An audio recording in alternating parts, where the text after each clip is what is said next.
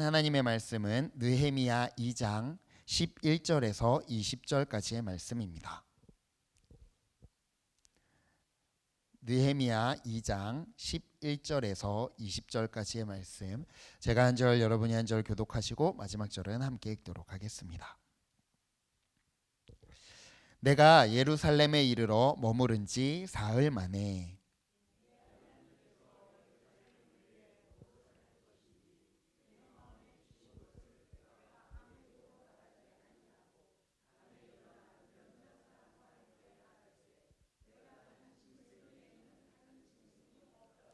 그 밤에 골짜기 문으로 나가서 용정으로 본문에 이르는 동안에 보니 예루살렘 성벽이 다 무너졌고 성문은 불탔더라.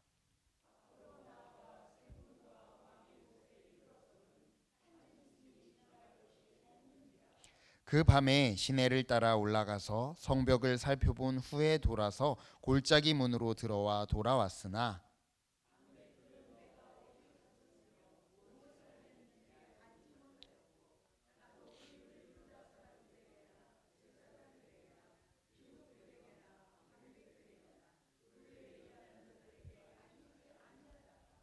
후에 그들에게 이르기를 우리가 당한 공경은 너희도 보고 있는 바라.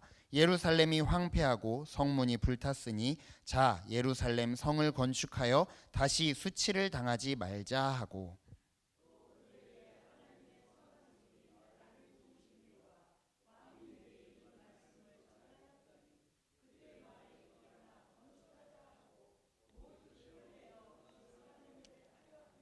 호론 사람 산발락과 종이었던 암몬 사람 도비아와 아라비아 사람 게셈이 이 말을 듣고 우리를 업신여기고 우리를 비웃어 이르되 너희가 하는 일이 무엇이냐, 너희가 왕을 배반하고자 하느냐 하기로, 내가 그들에게 대답하여 이르되 하늘의 하나님이 우리를 형통하게 하시리니 그의 종들인 우리가 일어나 건축하려니와 오직 너희에게는 예루살렘에서 아무 기업도 없고 권리도 없고 기억되는 바도 없다 하였느니라. 아멘. 할렐루야. 오늘도 우리 예배를 사모하며 이 수요일 저녁에 나와 함께 예배하시는 모든 성도님들에게 주님이 주시는 평강과 은혜가 가득하시길 간절히 소망합니다. 느헤미야의 말씀을 수요일마다 지금 2월 한 달 동안 함께 살펴보았는데요. 하나님께서 일을 하시는 모습들을 살펴보기에 앞서서 하나님의 일을 감당하는 사람이 어떤 사람인지, 그리고 그 사람이 어떤 지혜를 가지고 일하는 사람인지를 같이 나누면서 묵상했습니다. 그래서 1장에서는 하나님의 사람이 어떤 사람인가 라는 질문에 대해서 하나님의 일에 관심 갖고 공감하고 그것을 위해서 기도하는 사람입니다 라고 이야기를 나누었고요. 두 번째로는 하나님의 지혜를 가진 사람은 어떤 사람인가 라는 질문에 대해서 이 사람은 때를 아는, 때를 분별하는 지혜를 가지고 있는 사람, 그리고 모든 것들을 기도하며 착실하게 준비한 사람, 그리고 그 성실함 위에 하나님께서 함께 하시는 사람이라고 함께 나누었습니다. 이제 세 번째로 2장 후반부에서 하나님이 세우시는 리더의 모습에 대해서 다시 한번 살펴보려고 하는데요. 하나님의 리더라는 사람을 이야기하기에 앞서 우리는 과연 리더일까요? 아닐까요? 사실 리더라는 이야기를 꺼내 본다면 많은 사람들이 나는 리더가 아닌데 라고 생각하는 분들이 있을 수도 있을 것입니다. 하지만 리더라는 이 말 가운데에는 사람을 이끄는 사람이라는 의미를 가진 리드하다라는 그 말에서 비롯된 리드하는 사람이라는 표현이 그 안에 담겨 있는데요. 마찬가지로 오늘 우리의 삶 가운데 우리는 우리의 삶을 이끌어가는 사람인 줄로 믿습니다. 그리고 우리의 가정과 우리의 일터와 우리가 서 있는 어떤 곳에서든 누군가를 이끌어가고 누군가에게 우리의 영향력을 끼치고 있다면 그 누구라도 우리는 리더라고 이야기할 수 있다라는 것이죠. 우리 성도님들께서도 이번 설을 마주하면서 많은 사람들과 특히 우리 친척들과 함께 마주하셨을 것입니다. 그리고 세배를 하면 우리 자손들이 세배를 하면 아마 분명히 좋은 말을 해주면서 올 한 해 동안 있을 수많은 일들에 대해서 덕담을 나누어 주셨을 것입니다. 이 또한 어떻게 보면 리더의 모습이 아닐까라는 생각을 해봅니다. 내가 살아왔더니 이렇게 세배하는 아이들에게 필요한 말이 이거인 것 같더라. 이렇게 올 한 해 동안 이런 축복이 있었으면 좋겠다. 이런 생각을 가지고 이렇게 올 한 해 살아갔으면 좋겠다라고 나누어주는 그 덕담 안에서도 우리는 리더로 세워져 있는 우리의 모습을 발견하게 된다라는 것이죠. 그렇다면 우리는 어떻게 사람들을 이끌어가고 어떻게 우리의 삶을 이끌어가고 더 나아가 우리는 어떻게 하나님의 일들을 이끌어 나아갈 수 있을까요? 오늘 느헤미야의 말씀을 통해서 우리 안에 리드할 수 있는 마음을 주시는 하나님의 부르심 앞에 온전히 응답하고 결단할 수 있는 이 시간이 되어지기를 간절히 소망합니다. 느헤미야의 모습을 살펴보면 느헤미야는 정말 아주 탁월한 리더인 것처럼 보여집니다. 오늘 말씀 이후에도 계속해서 함께 나누겠지만 느헤미야서의 한 부분 한 부분을 보면 정말 이런 리더가 있을까 싶을 정도로 멋진 모습들을 많이 보여주는데요. 그 시작의 모습부터 저는 참 놀라운 느헤미야의 모습을 발견하게 되는 것 같습니다. 우리 2장 11절 말씀을 먼저 함께 읽으면서 시작해 보겠습니다. 우리 2장 11절 말씀, 짧은 말씀인데요, 함께 읽겠습니다. 시작. 내가 예루살렘에 이르러 머무른 지 사흘 만에. 아멘. 느헤미야가 이제 예루살렘에 도착하였습니다. 하나님의 일을 감당한다라는 사명감을 가지고 예루살렘에 도착한 것입니다. 그렇다면 도착하자마자 무언가 하고 싶지 않았을까요? 느헤미야가 예루살렘에 도착하자마자 무언가 좀 새로운 일들, 그곳에 새로운 변화들을 이끌어내고 싶지 않았을까요? 그런데 느헤미야는 예루살렘에 도착하자마자 행동하지 않고 있습니다. 그는 3일을 그냥 머물러 있었다라고 말씀에 기록합니다. 왜 기다렸을까요? 이미 그는 왕의 허락도 받았고 재정적인 지원도 확보했습니다. 이미 일할 수 있는 충분한 여건과 상황들이 마련되어져 있었을 것입니다. 환경은 이미 준비되어져 있는 상황이었고 그에게 당장 일하기만 하면 성벽을 세울 수 있을 만한 충분한 준비가 되어져 있는 상황 속에서 느헤미야는 곧바로 움직이지 않고 있습니다. 그 모습을 바라보면 참 신기합니다. 우리는 무언가 급격한 변화를 추구하고 급진적인 성장을 추구하는 모습들이 있습니다. 저도 마찬가지의 모습을 보게 되는 것 같은데요.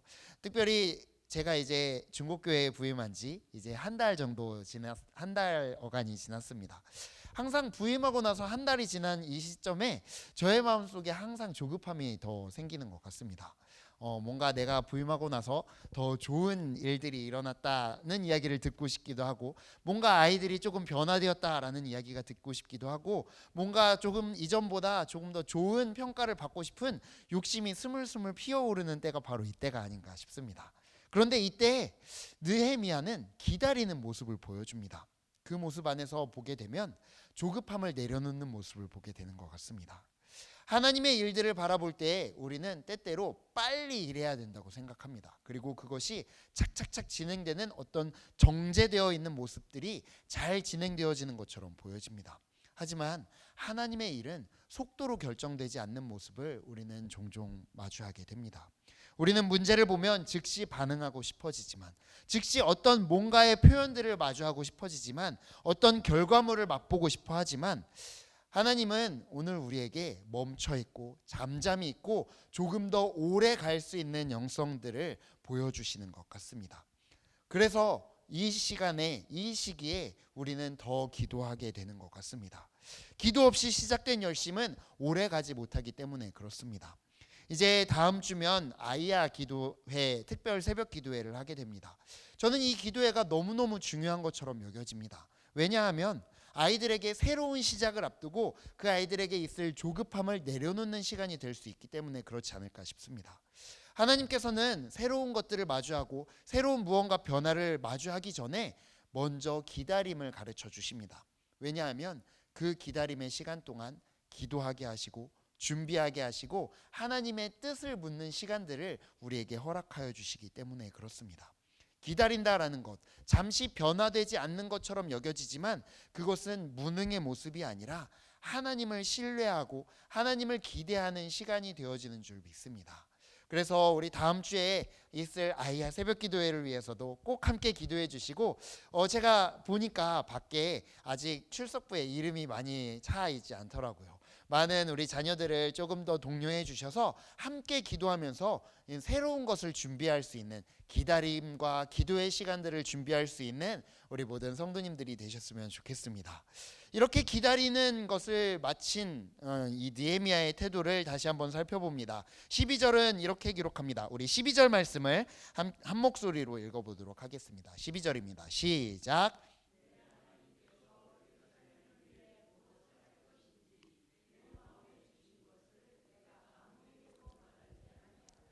밤에 일어나 몇몇 사람과 함께 나갈새 내가 탄 짐승 외에는 다른 짐승이 없더라. 느헤미야가 이제 움직이기 시작합니다. 그런데 조용히 밤에 따로 나갑니다. 그리고 성벽을 직접 살펴봅니다. 그리고 그 성벽을 살펴보니 13절 말씀을 보면 예루살렘 성벽이 다 무너졌고 성문은 불탔다라는 그 말씀이 다시 한번 등장하게 됩니다. 성벽은 다 무너졌고 성문은 불탔더라. 느헤미야는 모든 것들을 자기 눈으로 직접 파악하고 현실을 정확하게 직시하는 모습을 보여주고 있습니다. 우리가 이 문제나 우리의 삶의 하나님의 일들을 바라볼 때 우리는 때때로 이 모든 것들을 미화하려는 모습들을 가지고 있습니다. 조금 더 내가 한 일에 대해서 부풀려 이야기를 하거나 아니면 우리가 처해 있는 문제에 대해서 더 너무 어렵다고 불평하는 모습들을 이야기합니다. 우리 남자분들이 자리에 모였을 때 제일 많이 하는 이야기가 무엇일까요? 군대 얘기입니다. 왜 군대 이야기를 정말 많이 나누게 될까요? 군대가 가장 힘들다고 여겨지는 시절을 보낸 남자들이기 때문에 그럴 것입니다. 사람들이 모여서 군대 이야기를 하는 것을 보면 참 재미있습니다. 왜냐하면 누가 더 힘들었는지, 누가 더 어려운 군 생활을 했는지 서로 자랑하면서 내가 더 힘들었어, 내가 더 어려웠어 라는 이야기를 하기 때문에 그렇습니다. 그런데 이 어려웠다라는 것을 다시 한번 생각해 보면 그 자신의 마음이 그렇게 느꼈다라는 것이지, 사실 군생활들, 요즘 우리 군생활하는 청년들의 모습을 바라보면 정말 편해져 있는 모습을 바라보기도 하고요. 때때로는 그게 많이 부풀려져서 힘들었다라는 것을 강조하기 위한 허풍과 허세가 담겨져 있는 모습들을 보기도 합니다. 그런데 느헤미야는 이 모든 것들을 부풀리지 않고 있습니다. 현실을 미화하거나 현실을 부풀리지 않고 문제를 축소하지도 과장하지 않고 있는 그대로 파악하기 위해서 그 모든 것을 하나하나 뜯어보는 모습들을 보입니다. 믿음은 현실을 부정하는 힘이 아닙니다. 현실 위에 하나님을 올려놓는 힘이 바로 믿음인 것입니다. 성벽이 무너졌다는 사실을 인정해야 이제 성벽을 다시 세울 수 있을 것입니다. 우리의 삶에도 마찬가지가 아닐까요? 여러 가지 무너진 부분들, 여러 가지 어려운 부분들을 바라보면서 그것을 회피하거나 그것을 과장하는 것이 아니라 그것을 온전히 바라볼 수 있는 시선이 있어야 그것을 세울 수 있다라는 것이죠. 관계일 수도 있고 신앙의 열정일 수도 있고 공동체의 분위기일 수도 있습니다. 모든 무너진 부분들을 명확히 바라보고 그것을 똑바로 바라볼 때 그것의 회복이 일어나는 일들을 우리는 마주할 수 있다라는 것이죠. 모든 문제들을 바라볼 때 우리의 시선 가운데 확장이나 과대평가하거나 과소평가하는 것이 아니라 하나님을 의지하는 믿음을 가지고 온전히 그것들을 바라볼 수 있는 시선을 가지는 우리 모든 성도님들이 되시길 간절히 바랍니다. 그리고 느헤미야는 이것을 충분히 살핀 후에 지도자들을 부릅니다. 우리 17절 말씀을 다시 한번 읽어보겠습니다. 17절 말씀입니다. 함께 읽습니다. 후에 그들에게 이르기를 우리가 당한 공경은 너희도 보고 있는 바라. 예루살렘이 황폐하고 성문이 불탔으니 자 예루살렘 성을 건축하여 다시 수치를 당하지 말자 하고. 느헤미야의 말의 포인트 중에 하나는 바로 두 번째 줄에 있는 우리라는 단어인 것 같습니다. 그는 너희라고 말하지 않고 우리라고 이야기합니다.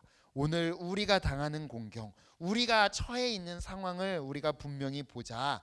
너희가 바라보는 그것이 바로 우리가 처해 있는 어려움이다라고 이야기를 합니다. 그렇게 이야기하는 이유가 무엇일까요? 바로 공동의식들을 함께 북돋고 있는 것입니다. 책임을 너희에게만 전가하는 것이 아니라 함께 짊어지고 함께 일해야 한다라는 것을 이야기하고 있다라는 것이죠. 예전에 유명했던 우리은행의 슬로건 중에 너, 나, 그리고 우리라는 표현이 있었습니다. 이제 너와 나를 가르는 것이 아니라 하나 된 우리로 서로 마주하자라는 이야기인데요. 그 말이 오늘 우리에게 주는 도전이 얼마나 클지 생각해 봅니다. 우리는 교회를 바라보면서 교회의 일들을 바라보면서 다른 사람의 영역, 다른 사람들의 사역들을 바라보면서 잘한다라고 이야기하지만 그것에 얼마나 동참하고 그것을 우리의 사역이라고 여기고 있습니까?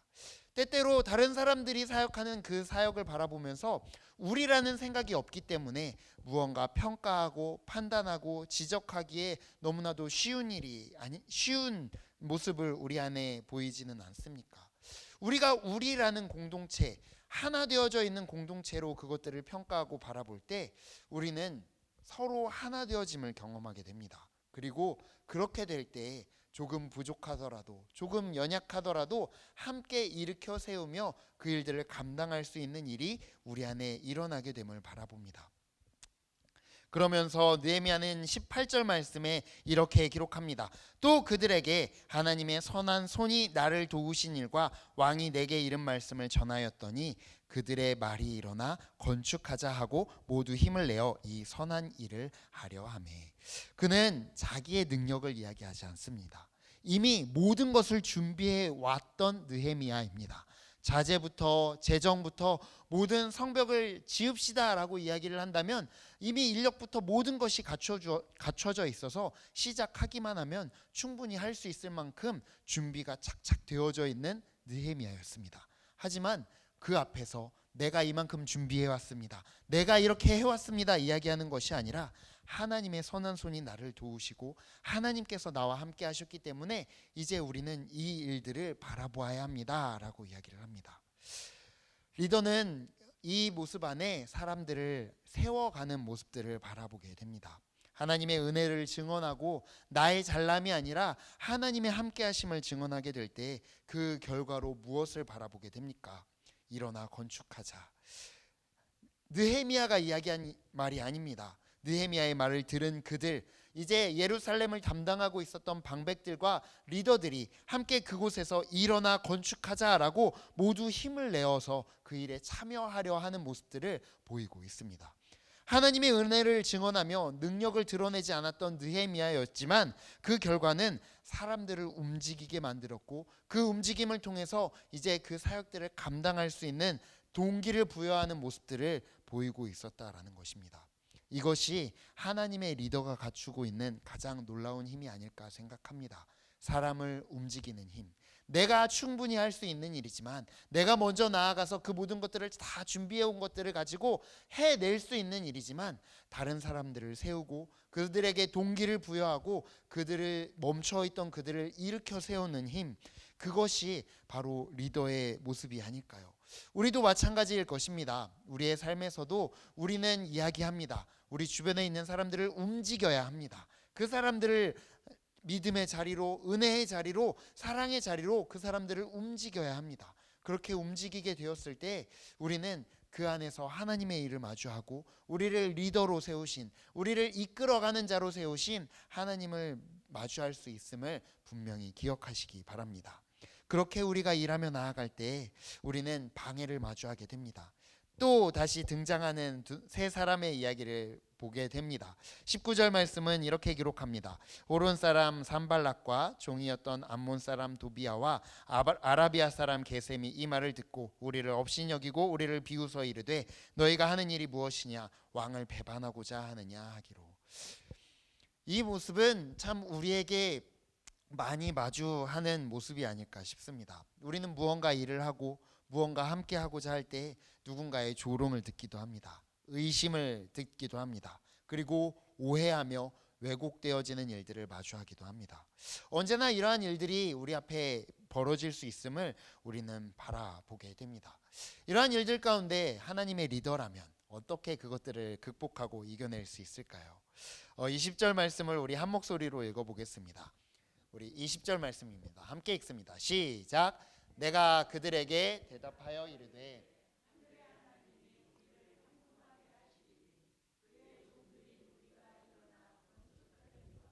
너희는 예루살렘에서 아무 기업도 없고 권리도 없고 기억되는 바도 없다 하였느니라. 아멘. 느헤미야의 중심은 사람의 평가, 사람의 오해, 사람의 시선이 아니었습니다. 바로 하늘의 하나님이 우리를 형통하게 하시리니, 하나님께서 행하시고 하나님께서 함께 하실 때 모든 오해와 모든 두려움을 이길 수 있음을 느헤미야는 분명히 드러내고 있는 것입니다. 이 고백이 분명한 리더의 조건이 아닐까 생각합니다. 형통하게 하시는 분이 하나님이십니다. 결과를 책임지시는 분이 하나님이십니다라는 이 믿음의 고백이 결국 느헤미야를 움직이게 하였고 그 하나님의 일들을 잘 감당하게 하였으며 사람들을 이끄는 진정한 리더의 자리에 세운 것이 아닐까요? 리더는 결국 여론에 의해 움직이는 것이 아닙니다. 하나님께서 주신 말씀 그리고 하나님이 함께 하신다는 그 약속에 의해서 움직이는 것이 하나님의 리더라는 것이죠. 말씀을 정리하며 오늘 우리에게 다시 한번 물어보게 됩니다. 누가 하나님의 리더인가? 우리는 하나님의 일들을 감당하는 자리에 서 있는 자들입니다. 작게는 우리의 가정, 우리의 일상에서부터 우리의 교회, 우리의 주변에 있는 이들에까지 모든 곳에 하나님의 일들을 감당하며 하나님의 나라를 이루어가는 하나님의 사람들이며 하나님의 지혜를 가진 자들인 줄로 믿습니다. 그렇다면 우리는 그 지혜를 가지고 더 이상 멈춰 있거나 잠잠히 있는 것이 아니라 하나님의 리더의 모습으로 다른 이들을 움직여야 하는 줄로 믿습니다. 그렇다면 그 리더는 어떤 사람입니까? 멈춰서 하나님의 음성에 귀 기울일 수 있는 사람, 하나님께 기도하며 잠깐의 멈춤을 담대하게 멈출 수 있는 사람, 그리고 모든 문제와 어려움 가운데 그것을 제대로 직면할 수 있는 사람, 그리고 그 안에서 은혜를 나누고 사람을 일으키는 사람, 마지막으로 방해 앞에서도 우리를 신실하게 붙들고 계시는 하나님을 신뢰하는 사람, 그 사람이 하나님의 리더인 줄로 믿습니다. 느헤미야는 특별한 초능력을 가진 인물은 아니었습니다. 뭔가 그래도 능력이 있고 뭔가 잘하는 것 같아 보이지만 똑같은 사람의 모습도 보이고 훗날 함께 나눌 느헤미야의 모습을 보면, 느헤미야서의 말씀을 곰곰이 살펴보면 때로는 고뇌하는 모습, 어려워하는 모습도 분명히 드러냅니다. 하지만 그는 늘 기도했고 기다렸고 그리고 그것을 충분히 살폈고 사람들을 세우는 일들에 힘을 다했습니다. 그리고 가장 결정적으로 하나님의 선한 손을 신뢰하고 믿을 수 있는 사람이었음을 우리는 마주하게 됩니다. 그래서 하나님은 그를 통해서 예루살렘의 성벽을 세우고 하나님의 일들을 감당하게 하셨습니다. 오늘 우리에게 세워야 할 성벽이 무엇이 있는지 이 시간 돌아볼 수 있었으면 좋겠습니다. 우리의 작은 마음에서부터 우리의 가정, 우리의 일터, 우리 주변에 아직도 세워져야 할 수많은 성벽이 있음을 마주합니다.